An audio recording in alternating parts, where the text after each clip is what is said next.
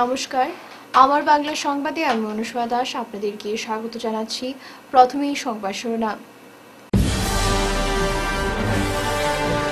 মকর সংক্রান্তিকে ঘিরে গ্রাম বরাকে উৎসবমুখর পরিবেশ, কেনাকাটায় ব্যস্ত শহর সহ গ্রামাঞ্চলের জনগণ।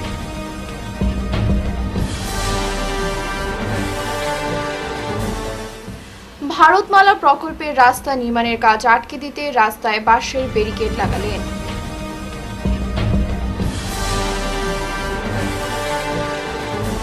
নাম পরিবর্তন করে ভুয়ো ডকুমেন্ট দিয়ে একটি গাড়ি গ্রেফতার করেছে রংপুর পুলিশ।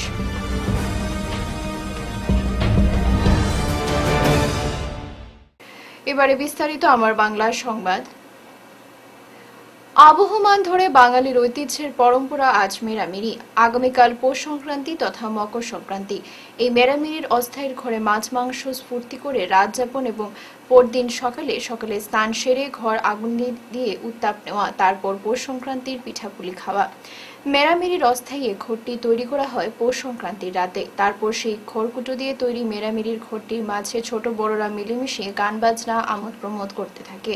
চলে সাধ্য অনুযায়ী খাওয়া দাওয়া। পরের দিন সকালে উঠে স্নান সেরে ঘরটাকে আগুনে জ্বালিয়ে দিয়ে এর চারপাশে ঘিরে পৌষ সংক্রান্তির পিঠা খাওয়া মেরামেরির একটি রীতি। মহাভারতের অনন্য চরিত্র ভীষ্মের ছিল ইচ্ছা মৃত্যুর শক্তি।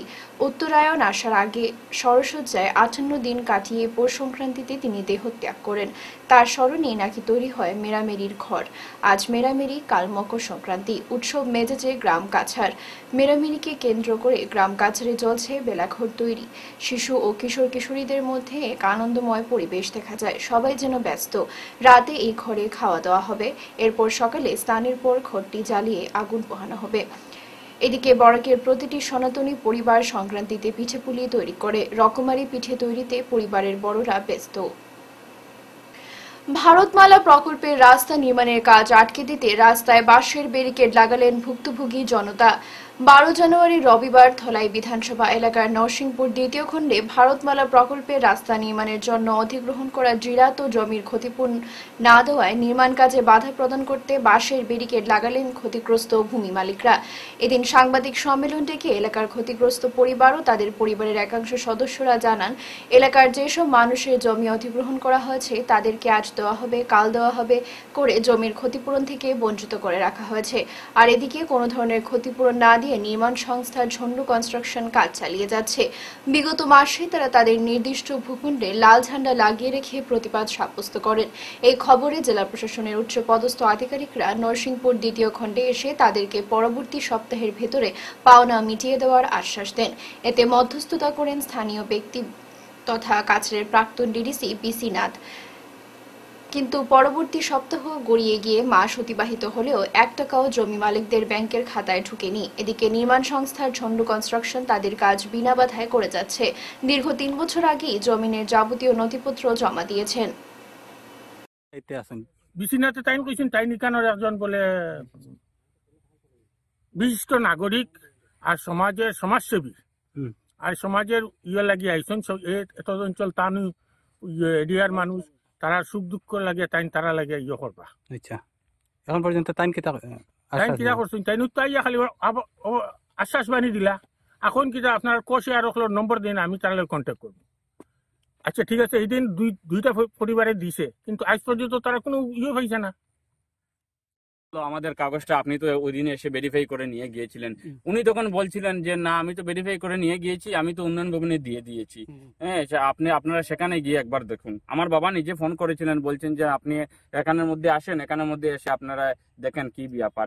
সেখানের মধ্যে যাওয়ার পরে স্টাফ নেই, অমুক স্টাফ নেই, অমুক স্টাফ এটার চার্জে, এটা নেই সেটা নেই। এখন পর্যন্ত কনক্রিট রিজনটা দেওয়া হয়েছে না। আমাদের ডকুমেন্টেশন ভুল না কি, না আমরা পাবো না, না এটা কি আমাদের জমি না, তারা কোনো কিছু ডাইরেক্টলি বলে না। আমাদের ডকুমেন্টেশনও রাইট, পাটোয়ারির তরফ থেকে ভেরিফাইও হয়েছে। এখানের মধ্যে যতজন আছেন সবাই ডকুমেন্টসের মধ্যে কোনো ধরনের কোনো ভেজাল নেই, কোনো অসুবিধা নেই, সবকিছু রাইট। তারপরেও কেন আমরা টাকা পাচ্ছি?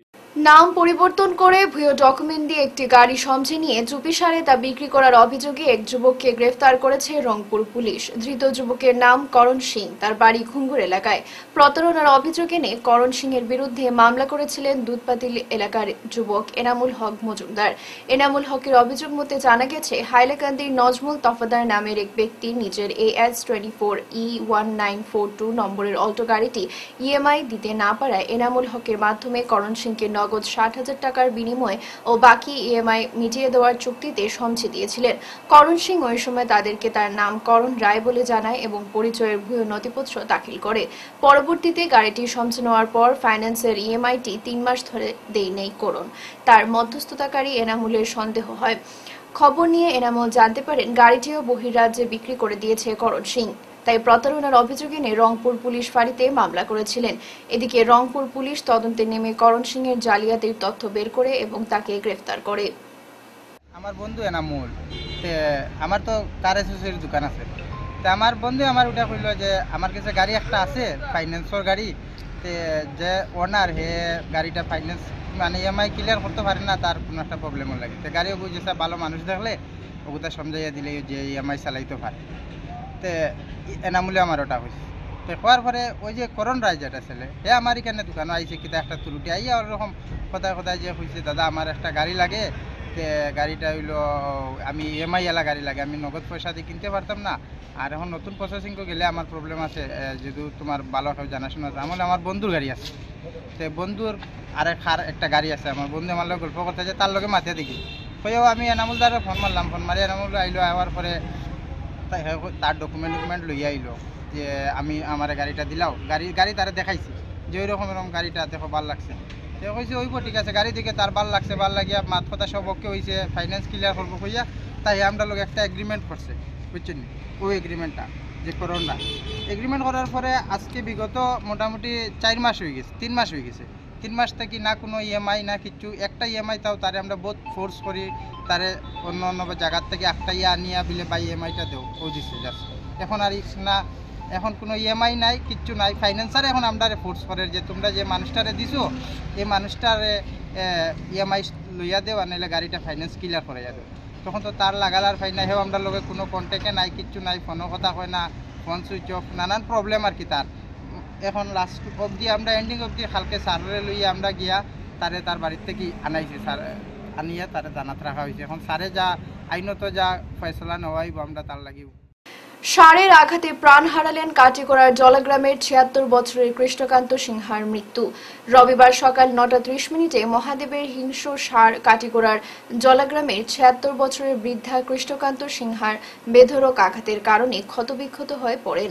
সাথে সাথে গ্রামের মানুষেরা আহত অবস্থায় বৃদ্ধ কৃষ্ণকান্ত সিংহাকে নিকটবর্তী ফার্মেসি থেকে প্রাথমিক চিকিৎসা করে ঘরে নিয়ে গিয়ে ওনার পরিবারের সদস্যদের হাতে তুলে দেন এবং ওদিন সন্ধ্যায় আনুমানিক 7টায় ওনার পত্নী বিছানায় গিয়ে নাড়িয়ে দেখেন কৃষ্ণকান্ত সিংহার কোনো ধরনের নড়াচড়া নেই।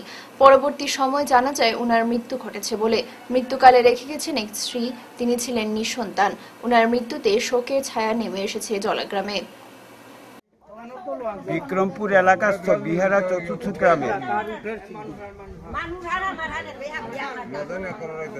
একটি ষাঁড়,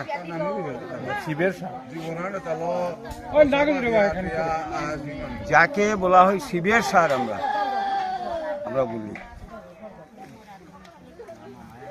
এই ষাঁড় দ্বারা আমাদের গ্রামের হুবহু লোক অত্যন্ত বিপদের সম্মুখে পড়েন।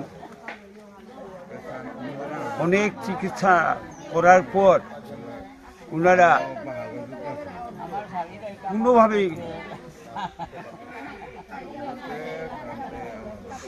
কোনোভাবেই মানে তারা শান্ত হইতে পারতেছেন না।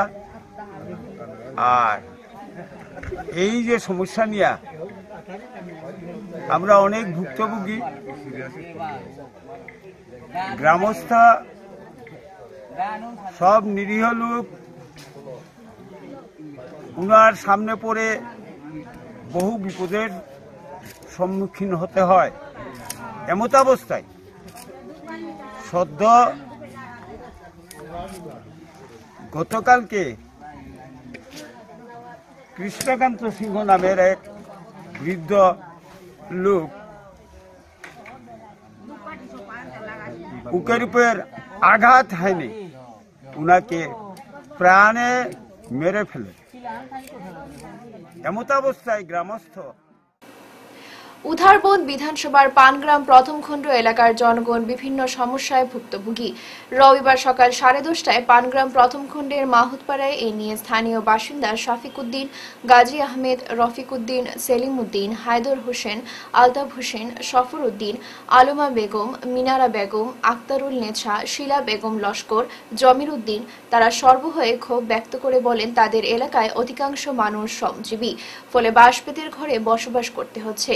প্রতি বছর বাঁশবেতের ঘর মেরামত করা তাদের পক্ষে অসম্ভব হয়ে দাঁড়ায়। বর্ষার সময় ভাঙা গড়ে বৃষ্টির জল প্রবেশ করায় অনেক অসুবিধার সম্মুখীন হতে হয় তাদের। এমনকি প্রধানমন্ত্রী আবাস যোজনার জন্য তারা আবেদনও করেছেন। গত কয়েক বছর ধরে পানগ্রাম জিপির জিআরএস এসে জিওট্যাগ করে নিয়ে যায়, কিন্তু তাদের এলাকায় 2-1টি ঘর ছাড়া আর কোনো প্রধানমন্ত্রী আবাস যোজনার ঘর হয়নি বলে তারা আরও বলেন। শুধু প্রধানমন্ত্রী আবাস যোজনা নয়, তাদের এলাকায় পানীয় জলেরও সমস্যা রয়েছে। বিশুদ্ধ পানীয় জলের জন্য ভুক্তভোগী প্রায় 300 পরিবার। 2022 সালের জুলাই মাসে তাদের এলাকার মাহুতপাড়ায় জল জীবন মিশনের কাজ শুরু হয়, কিন্তু আজ পর্যন্ত তাদের ভাগ্যে বিশুদ্ধ পানীয় জল মিলেনি। প্রধানমন্ত্রী আবাস পাওয়ার লাগিয়া জিপি অফিস ও ব্লক অফিসও দৌড়াদৌড়ি করে। তারা যাওয়ার পরে তারা নানান জাতর একটা বাহানা দেখাইয়া বিদায় দেওয়া হয়, পাইবা কয়দিন পরে আই যাব তোমরা নাম, এরকম কইয়া কইয়া অসহায় মানুষগুলারে ঘুরে নিয়ে হয়। হয়তো ওই ধরনের মানুষের গড়গুলা আজকে মানুষ বৃষ্টি দিলে গড় ঘুমাইতে পারে না বাচ্চা কাচ্চা লইয়া। এটা হইলো আমরা একটা সমস্যা। দ্বিতীয় নম্বর সমস্যা হইল আমরা এই গ্রামের প্রায় 2,500 মানুষের খাওয়ার জলের খুবই বেশি সমস্যা। এটা ভারতবর্ষ স্বাধীন হওয়ার পরতনে দুঃখের বিষয় এখনও আমরা মধুরা নদী এবং লারসিং চা বাগানের নালার জল পান করিয়া জীবন ধারণ করি। এই মধুরা নদীর জল পান করতে গিয়া নদীর পাশেও একটা কেসার আছে, যে কেসারটার নাম হইল গণেশ স্টোন কেসার। পাশে আছে আরও 4টা বিএনএস নিধি কেসার, ক্লাসিক স্টোন কেসার, একটা হইল শিবশক্তি স্টোন কেসার। তো এইটার মাঝে গণেশ স্টোন কেসার যেটা, এই কেসারটায় সেন্ট গ্রেভেলগুলা ঘরের তো উঠাই আনিয়া এখানে তার ট্যাঙ্কি বানাইলে আছে, ট্যাঙ্কির মাঝে ডালিয়া এটা চালনি করিয়া এটা গ্রিস বা জেসিবির ডিজেল যুক্ত হইয়া যে জলগুলা বার হয় যে সেন্ট গ্রেভেলগুলা দইয়া এইগুলা একদম হোম পাইপের দিয়া একদম ডাইরেক্ট নদীর ছাড়ি দেয়। যখন নদী ছাড়ে তখন ছোটো ছোটো মাছ ব্যাং এগুলা মারা যায়, আর জল আনার তো আর কোনো উপায়ও থাকে না। তখন আমরা গ্রামের মা বোন মহিলারা ঘুরিয়াই যাই আইয়া আমরা কই নিরকম। বরাক উপত্যকার ঐতিহ্যবাহী বাঘপুরের উরুস আগামী 18 জানুয়ারি শনিবার অনুষ্ঠিত হবে। ঐতিহ্যবাহী এই ধর্মীয় কর্মসূচিকে ঘিরে পক্ষকাল ধরে জোর প্রস্তুতি চলছে। প্রয়াত মকবুল হোসেন বাঘপুরের বিশাল এই ধর্মীয় সমাবেশে হাজার হাজার মানুষের সমাগম ঘটে। তাই এই সমাগমের বসার জন্য নির্মাণ হচ্ছে বিশাল প্যান্ডেল। দিনে রাতে চলছে কাজ। সোমবার সংবাদ মাধ্যমের সামনে উরুসের প্রস্তুতি ও কর্মসূচি নিয়ে সংবাদ মাধ্যমের সামনে বিস্তারিত তুলে ধরেন মাওলানা সাবির হোসেন চৌধুরী। তিনি জানান, শনিবার আসরের নামাজের পর কোরআন খতমের মাধ্যমে অনুষ্ঠানের সূচনা হবে। তারপর পর্যায়ক্রমে রয়েছে রাতভর অনুষ্ঠান। রবিবার ভোরে বিশ্ব শান্তি কামনায় দোয়া ও শিরনি বিতরণের মাধ্যমে অনুষ্ঠানের সমাপ্তি হবে। ঐতিহ্যবাহী অনুষ্ঠানে বহির্রাজ্যের আলেম ওলামারা শামিল হবেন বলে জানান। বার্ষিক উরুসে সবার উপস্থিতি কামনা করেন তিনি। সাংবাদিক সম্মেলনে অন্যান্যদের মধ্যে উপস্থিত ছিলেন মৌলানা আফজল হোসেন লস্কর, মৌলানা ইসমাইল হক লস্কর, ইবজাজুর রহমান চৌধুরী, মোহাম্মদ সুহেল লস্কর, শহীদ আহমেদ চৌধুরী, রুহুল আমিন চৌধুরী সহ অন্যান্যরা। তাই আমরা সবাইকে বাঘপুরী সাহেব বর্তমান সুফি জামিলুন নবী চৌধুরী এবং বাঘপুরে উরুস কমিটির পক্ষ থেকে আমরা সবাইকে দাওয়াত দিচ্ছি, আপনারা যেন এখানে উপস্থিত থাকেন এবং দুনিয়া ও আখিরাতের সওয়াব হাসিল করেন এবং উলামায়ে কেরামদের তকরির ও নসিহত যাতে গ্রহণ করেন, যাতে শিক্ষা নেন এবং ওলি আল্লাহদের দোয়া যাতে নেন। তাই আমরা সবাইকে আরজ করছি এখানে উপস্থিত হওয়ার জন্য। এই মেহফিল ইনশাআল্লাহ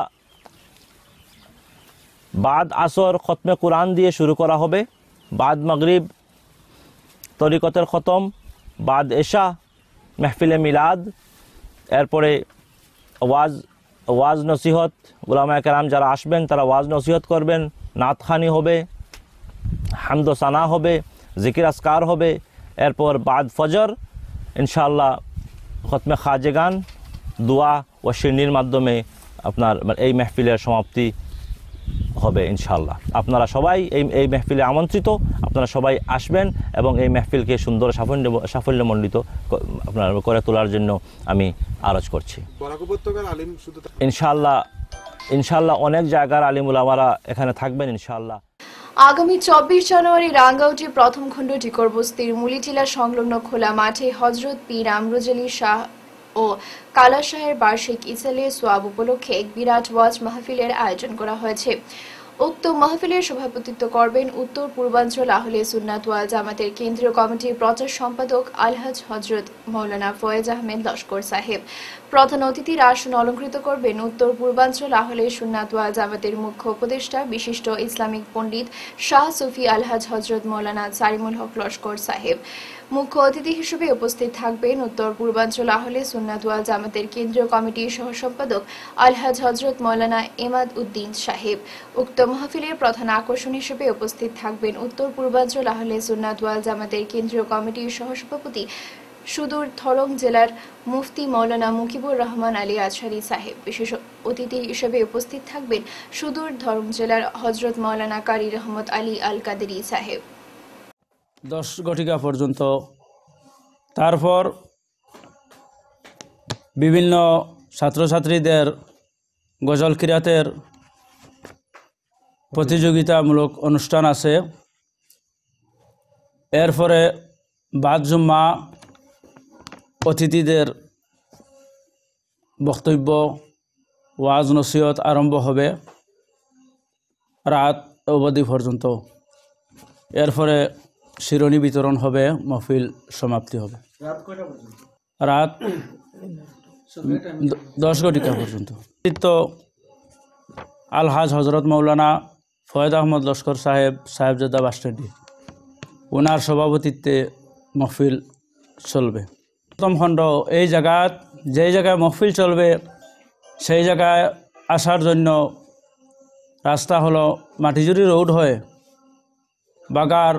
বাগার পার এসে বাগার উত্তর দিকে যে রাস্তা ঢুকছে সেই রাস্তায় ঢুকে মাহফিল পর্যন্ত আসতে পারেন, এবং রতনপুর রোড হয়ে সেই স্থানে উত্তর বাগার পার হয়ে রতনপুর রোড হয়ে উত্তর বাগার পার হয়ে যে রাস্তা। আজ Lions Club of Silchar Valley view Lions clubs international এর প্রতিষ্ঠাতা মেলভিন জোনসের 146তম জন্মদিন উদযাপন করেছে একটি বিনামূল্যে ছানি শনাক্তকরণ ও চক্ষু পরীক্ষার শিবির উনার নামে উৎসর্গ করে। শিলচর ভ্যালি ভিউ ও লায়ন্স ক্লাব অফ শিলচর সেন্ট্রালের যৌথ উদ্যোগে এই শিবিরটি আজ ডলু চা বাগান হাসপাতালে অনুষ্ঠিত হয়, যা লায়ন্স আই হাসপাতালের সহযোগিতায় আয়োজিত হয়েছে। এখানে 120 জন রোগীর চক্ষু পরীক্ষা করা হয়, যাদের মধ্যে 10 জনের ছানি ধরা পড়ে। তাদের মধ্যে 6 জনের অপারেশন আগামী 17 জানুয়ারি লায়ন্স আই হাসপাতালে করা হবে। অন্য 4 জনের বর্তমানে উচ্চ রক্তচাপের কারণে অপারেশন সম্ভব নয়, তবে তাদের পর্যবেক্ষণে রাখা হবে। এছাড়া 22 জন রোগীকে বিনামূল্যে চশমা দেওয়া হয়েছে। অপটোমেট্রিস্ট পরমা রায়, রাহুল আমিন বরভুইয়া এবং সহকারী কর্মী রূপু বেগম রোগীদের চক্ষু পরীক্ষা করেছেন। শিলচর ভ্যালি ভিউয়ের পক্ষ থেকে সন্দীপ শীল, শামসুল ইসলাম এবং গাইডিং ল্যান্ড সঞ্জীব রায় উপস্থিত ছিলেন। ইয়াসি বরখোলা অ্যাসেম্বলি কমিটির শিবিরটিকে সফল করতে সহযোগিতা করেছে। লায়ন্স ক্লাব শিলচর সেন্ট্রালের যৌথ উদ্যোগে আমরা ডলু বাগান হসপিটালে একটা ছানি শনাক্তকরণ শিবিরের আয়োজন করেছি। খুব সফলভাবে আয়োজন হয়েছে, যেখানে প্রায় 110 জন পেশেন্টরা নিজের চক্ষু পরীক্ষা করিয়েছেন এবং এর মধ্যে প্রায় 9 জন ক্যাটারাক্ট ধরা পড়েছে এবং কিছু রোগীদের প্রেশার বেশি থাকায় ওদের অপারেশন বর্তমানে সম্ভব নয়। সাথেই প্রায় 20 জনকে চশমা দেওয়া হয়েছে বিনামূল্যে, এবং আজকে এই উদ্যোগে সফল হয় আমরা আনন্দিত, কারণ আজকে লায়ন্স ক্লাবের ফাউন্ডার যিনি মেলভিন জোন্স, ওনার জন্মদিন। আজকে এই ক্যাম্পটি আমরা মেলভিন জোন্সের জন্মদিন উপলক্ষে ওনাকে উৎসর্গ করেছি এবং সফলভাবে আয়োজনের জন্য আমার মনে হয় আমরা মেলভিন জোন্সকে আজকে সম্মান জানিয়েছি এই ক্যাম্পের মাধ্যমে।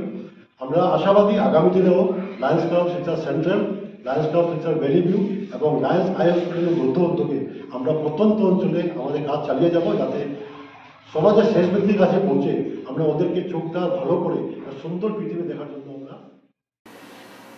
বদরপুর মালুয়া এলাকার আঙ্গাং মাঠে হকি ফাইভসের আয়োজন করল সামাজিক ক্রীড়া ও সাংস্কৃতিক সংগঠন খোঁজ। প্রয়াত ক্ষিতীশ কুমার চক্রবর্তী ও স্নেহলতা চক্রবর্তীর স্মৃতিতে অনুষ্ঠিত এদিনের প্রতিযোগিতায় ব্রাইট ফিউচার ইনস্টিটিউট চ্যাম্পিয়নের খেতাব অর্জন করে। প্রতিযোগিতার ফাইনাল ম্যাচে তারা সেন্ট অ্যান্টনি স্কুলকে 1-0 গোলে পরাজিত করে। প্রতিযোগিতার সেমিফাইনালে শাহ বদরুদ্দিন উচ্চতর মাধ্যমিক বিদ্যালয়কে 3-1 গোলে পরাজিত করে ফাইনালের ছাড়পত্র পায় সেন্ট অ্যান্টনি স্কুল। এদিন সকালে প্রতিযোগিতার উদ্বোধন করেন শ্রীভূমি হকি অ্যাসোসিয়েশনের সচিব এমাদুদ্দিন। প্রতিযোগিতার শেষে বিজয়ী ও রানার্স আপ দলকে ট্রফি তুলে দেন সংগঠন খোঁজের কর্মকর্তারা। এদিন খোঁজের সভাপতি কল্যাণ কুমার চক্রবর্তী, সচিব সজল লস্কর, গণেশ ভদ্র ও বুরহান মজুমদার সহ অন্যান্যরা উপস্থিত ছিলেন। নমস্কার। খোঁজ শিলচর সামাজিক ক্রিয়া সাংস্কৃতিক সংস্থার পক্ষ থেকে গত 9 নভেম্বর থেকে আমরা শুরু করেছিলাম কম্বল বিতরণের অনুষ্ঠান। এখন পর্যন্ত চলছে। এখন পর্যন্ত আমরা প্রায় 4000 কম্বল বিতরণ করে ফেলেছি। 132টা জায়গার মধ্যে এখন পর্যন্ত কম্বল বিতরণ হয়ে গেছে।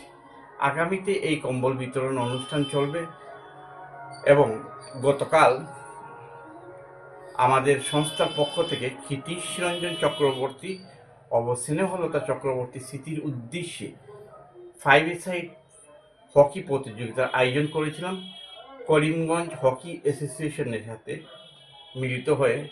সেখানে 60টা দলই অংশগ্রহণ করেছিল।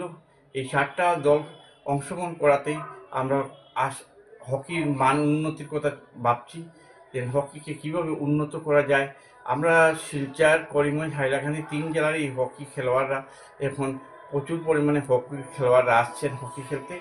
আমরা হকিকে আরও উন্নতি করার জন্য খুঁজের পক্ষ থেকে আমরা প্রয়াস চালিয়ে যাব।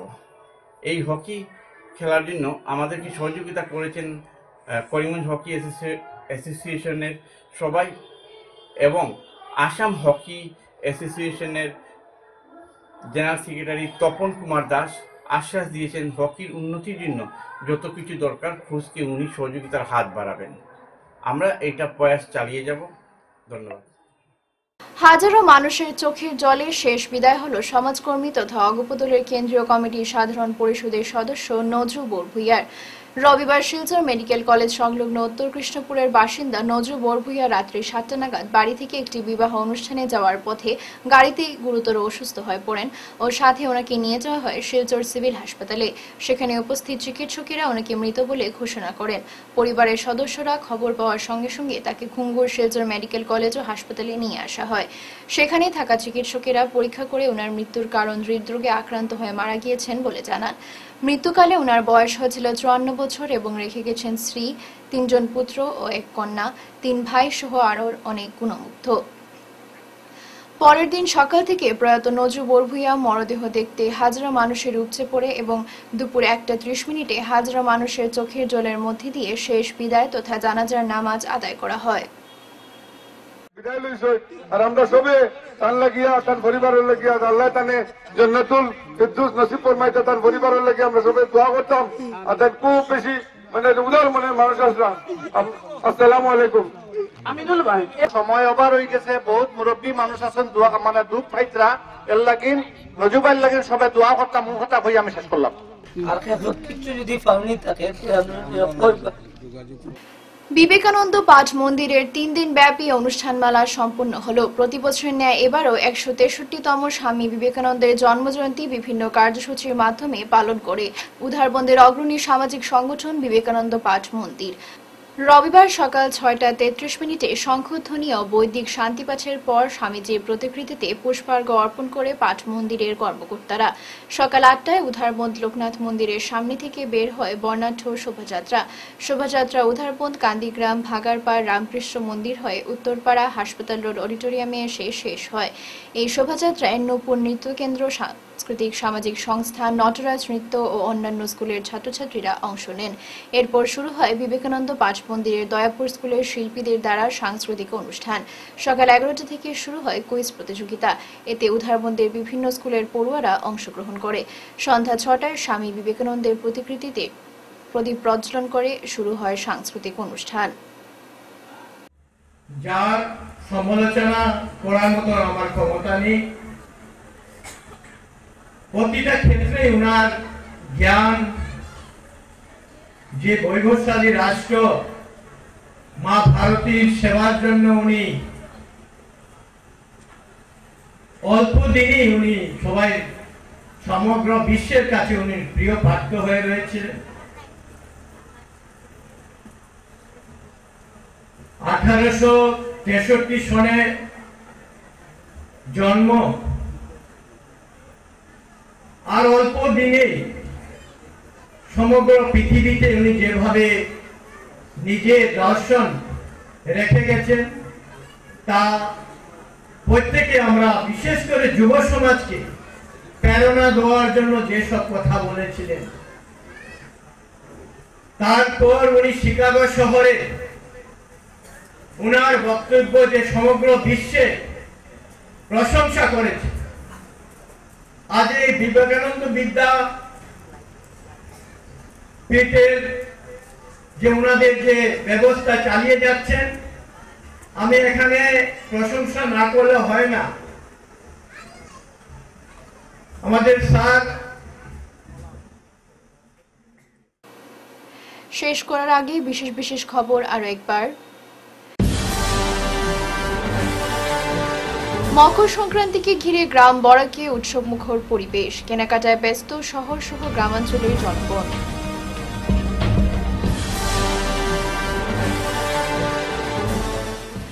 ভারতমালা প্রকল্পের রাস্তা নির্মাণের কাজ আটকে দিতে রাস্তায় বাঁশের ব্যারিকেড লাগালেন।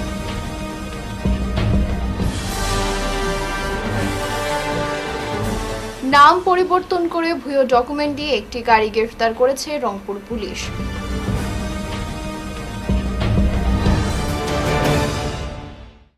এখনকার মতো আমার বাংলা সংবাদ এই পর্যন্তই। নমস্কার।